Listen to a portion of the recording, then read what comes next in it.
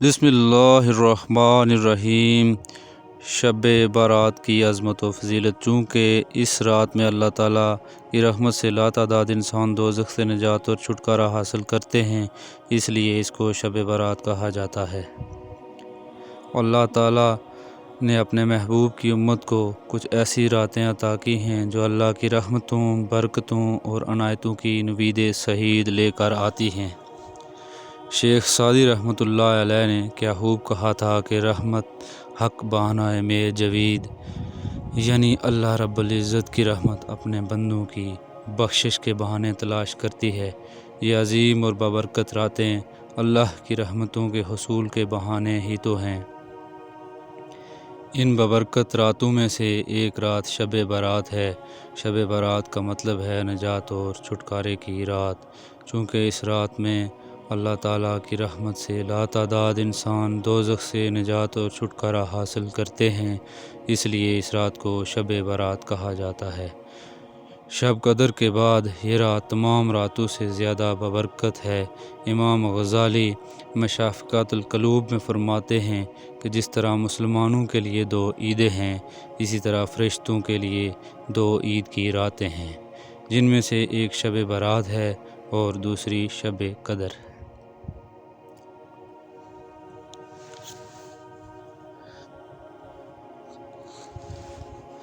بہت سی حدیث مبارکہ سے اس بابرکت رات کی عظمت و فضیلت واضح ہوتی ہے۔ تقریباً 10 صحابہ کرام سے شب بارات کے حوالے سے احادیث مروی ہیں۔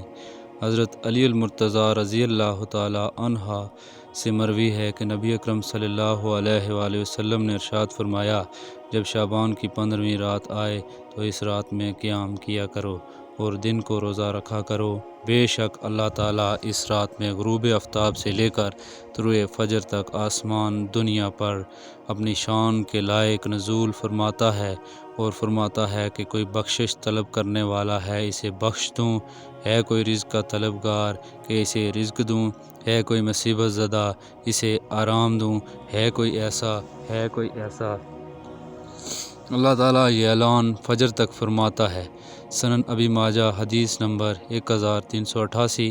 حضرت عائشہ رضی اللہ تعالی عنہا نے اس رات کے حوالے سے نبی اکرم صلی اللہ علیہ وآلہ وسلم کے معمول کا ذکر بھی کیا۔ آپ رضی اللہ تعالی عنہ کہتی ہیں کہ میں نے ایک رات نبی اکرم صلی اللہ علیہ وآلہ وسلم کا نو پایا تو میں آپ صلی اللہ علیہ وآلہ وسلم کی تلاش میں باہر نکلی تو دیکھا آپ صلی اللہ علیہ وسلم بقیع قبرستان میں ہیں۔ آپ صلی اللہ علیہ وسلم نے فرمایا، کیا تم ڈر رہی تھی کہ اللہ تعالیٰ اور اس کا رسول تم پر ظلم فرمائیں گے؟ میں نے عرض کی، یا رسول اللہ، میرا گمان تھا کہ آپ صلی اللہ علیہ وآلہ وسلم اپنی کسی زوجہ کے ہاں گئے ہوں گے۔ پھر آپ صلی اللہ علیہ وآلہ وسلم نے فرمایا کہ بے شک اللہ تعالیٰ شعبان کی 15ویں رات کو آسمان دنیا پر اپنی شان کے لائق نزول فرماتا ہے اور قبیلہ بنی کلب کی بکریوں کے بالوں سے زیادہ تعداد میں لوگوں کی مغفرت فرماتا ہے۔ ترمذی حدیث نمبر 739۔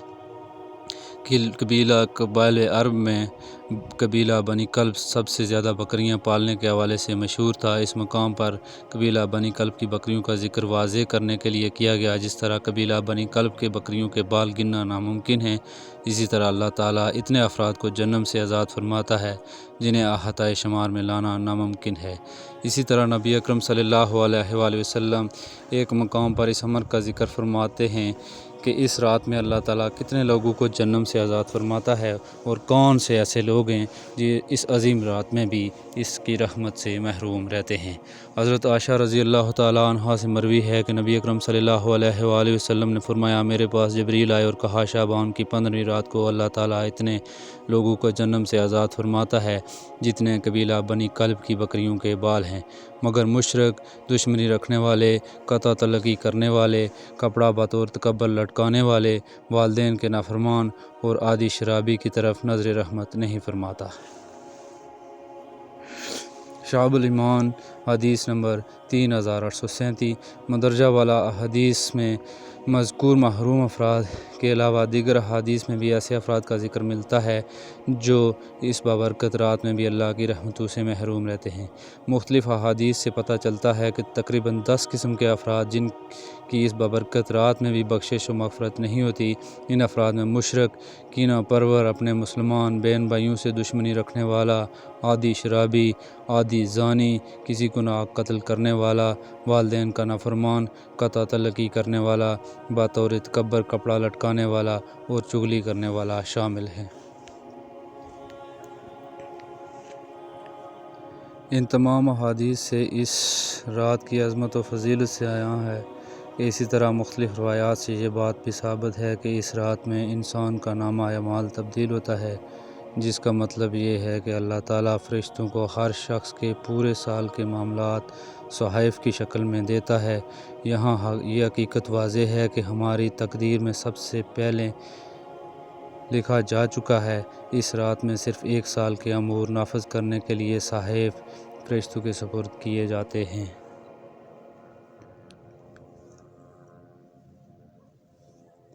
اس رات میں ہمیں کیا کرنا چاہیے؟ ہم بھی رحمت باری تعالیٰ کے مستحق قرار پائیں۔ وہ اعمال جنہیں سر انجام دے کر ہم اس رات کی رحمتوں اور برکتوں کو سمیٹ سکتے ہیں، پیش خدمت ہیں۔ سب سے پہلے اللہ تعالیٰ سے سچے دل سے توبہ کریں تاکہ ہمارا نام بھی اس رات میں جہنم سے آزاد ہونے والوں کی فہرست میں شامل ہو جائے۔ باہمی رنجشوں کو ختم کر کے ایک دوسرے سے معافی مانگیں، لیکن یہ بات یاد رہے کہ یہ معافی رسمی نہ ہو کہ ایک میسج ٹائپ کر کے تمام دوستوں اور رشتہ داروں کو سینڈ کر دیں اور اس خوش فہمی میں مبتلا رہیں کہ ہم نے تو اپنی ذمہ داری پوری کر دی ہے، بلکہ کوشش کریں کہ حتی الامکان احساس ندامت کے ساتھ سب سے انفرادی طور پر مناسب طریقے سے معافی مانگیں۔ اپنے والدین سے معافی مانگیں، ان کی خدمت کرنے کا پختہ عہد کریں۔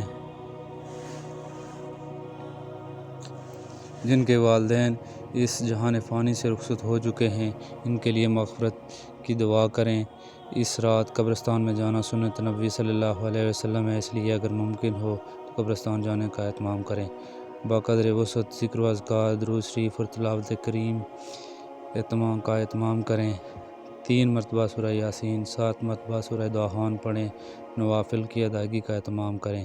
قیام اللیل کی نیت سے کم از کم 8 نوافل ضرور ادا کریں، لیکن یہ بات بھی مد نظر رکھیں کہ اگر آپ کے ذمہ قضا نمازیں ہیں تو ان کی ادائیگی نوافل سے زیادہ ضروری ہے، اس لیے اگر آپ کے ذمہ قضا نمازیں ہیں تو وہ ادا کریں۔